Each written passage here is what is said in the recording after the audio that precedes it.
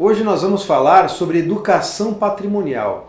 A nossa principal ideia de divulgar vídeos na internet, no YouTube, em diversos canais, é justamente passar informações a toda a população brasileira de diversos assuntos, de forma que você tenha menos custo em todos os aspectos. Vamos começar aqui pelo inventário.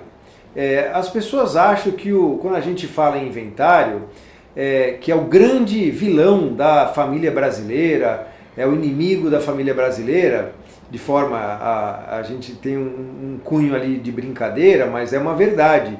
É o grande vilão da família brasileira. As pessoas acham que é porque pode ter briga entre herdeiros, burocracias a serem resolvidas também. Mas não é só isso. As pessoas não têm, às vezes, a mínima ideia dos custos envolvidos no inventário.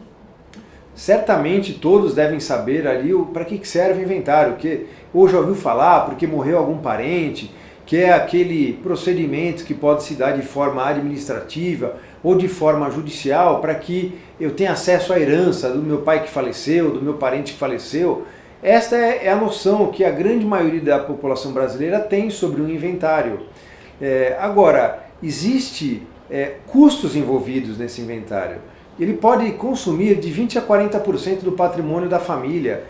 Esses números são reais, devidamente comprovados, porque precisa pagar tabelião de notas se for de forma administrativa, se for de forma judicial, ele se torna mais custoso, as custas judiciais, mais burocrático, o ITCMD, prazos para pagamento desse imposto, se for de forma administrativa, o inventário, ele tem um prazo de 60 dias do momento do falecimento para efetuar o pagamento. E as pessoas, quando falece um ente querido, não estão nem com cabeça para pensar num inventário.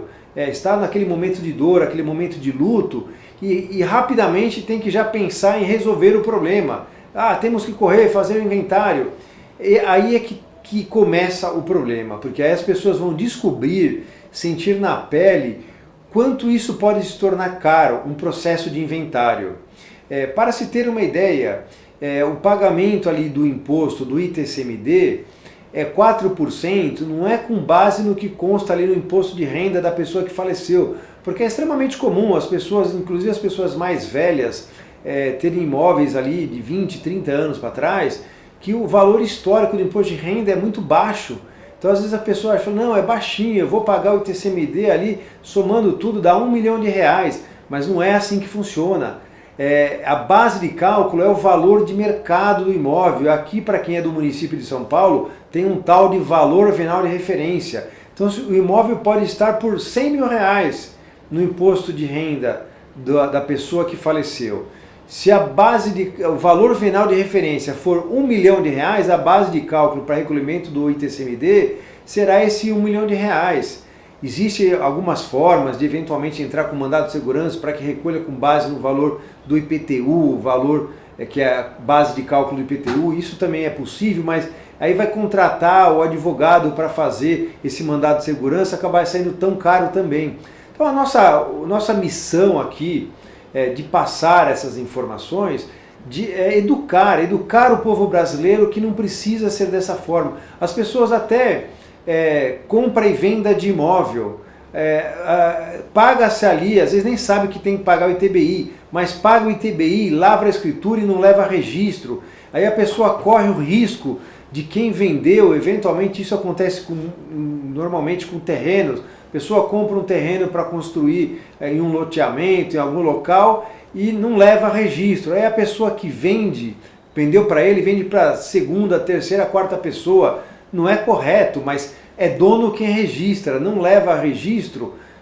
O cara que registrou primeiro é o dono do imóvel. É correto isso? Não, isso é trambicagem, mas existe aos montes. Então a missão nossa aqui é divulgar para as pessoas uma maneira bem tranquila de fazer um planejamento sucessório, uma educação patrimonial. Você trabalha com tanto suor ali, conquista com tanto suor o seu patrimônio, dá duro, acorda cedo, tempo de renúncia, de ficar com os filhos, para poder trabalhar, para conquistar um patrimônio, para dar uma vida mais confortável aos seus entes queridos. Você que tem este espírito de conquistar o seu patrimônio honestamente, trabalhando para proporcionar uma vida mais sossegada para os seus familiares, precisa saber desse sistema que é perfeitamente viável, evitar o inventário, não ter esta perda patrimonial desse patrimônio que você conquistou com tanto suor.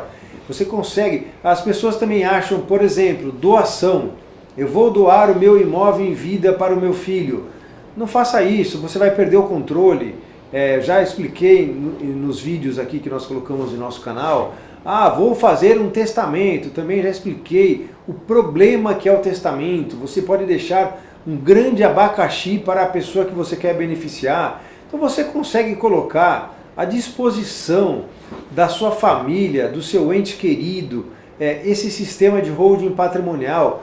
Não é jeitinho, as pessoas têm muito receio quando a gente fala de holding patrimonial, porque a holding patrimonial realmente no passado ela estava adstrita a pessoas mais abastadas, eu diria pessoas bilionárias. Não se tem notícia do inventário do Norberto Odebrecht, do Roberto Marinho, desses grandes figurões aí da sociedade brasileira. Por quê? Essas informações estavam realmente adstritas às pessoas com muito dinheiro.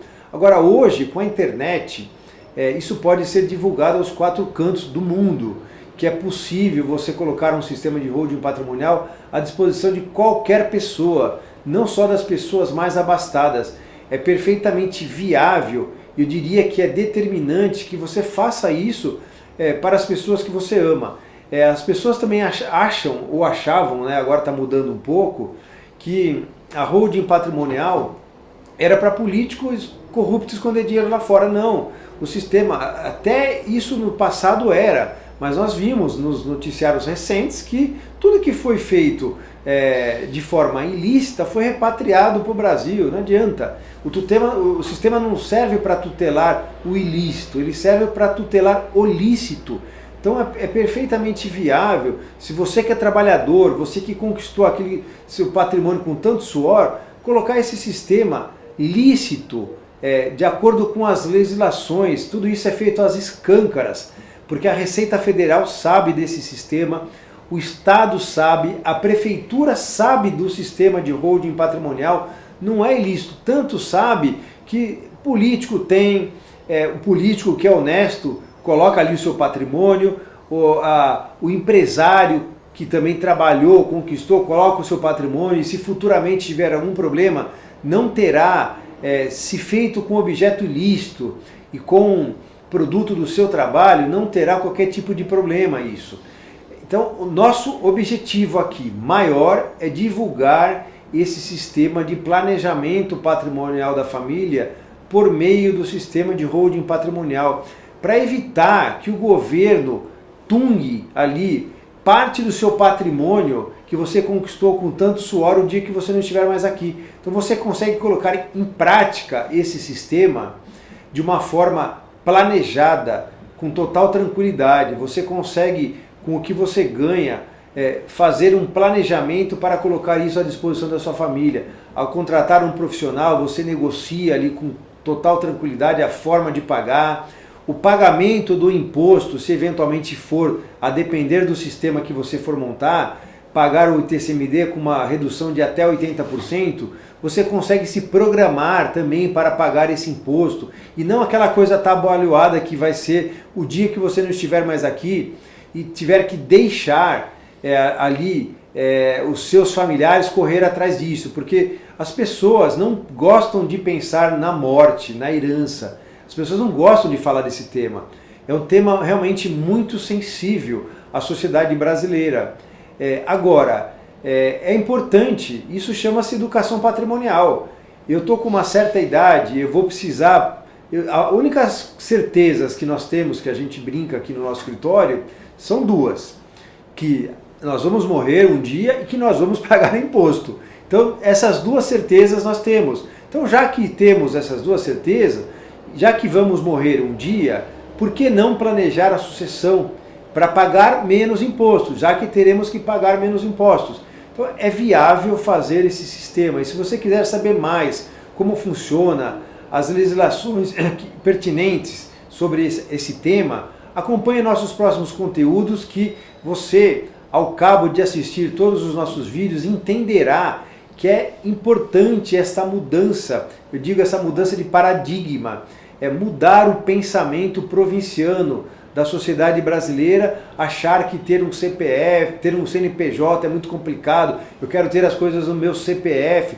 Você ter as coisas no seu CPF, você tem um alvo nas suas costas. A gente acha que é motivo de orgulho você ter aquele monte de patrimônio no seu CPF. Não, isso é um motivo de preocupação, eu diria de extrema preocupação. Então é importante você saber que a doação não é a melhor forma, o testamento não é a melhor forma, e que os seus filhos, o dia que você não estiver mais aqui, terão que ter uma quantia substancial no bolso para fazer o seu inventário, mas não precisa ser dessa forma. Você pode, em vida, colocar à disposição da sua família esse sistema de planejamento patrimonial por meio da holding familiar com total controle. Você não perde o controle e você estará seguro, inclusive, se eventualmente você tiver algum revés financeiro. Acompanhe nossos próximos conteúdos que você saberá como isso se processa.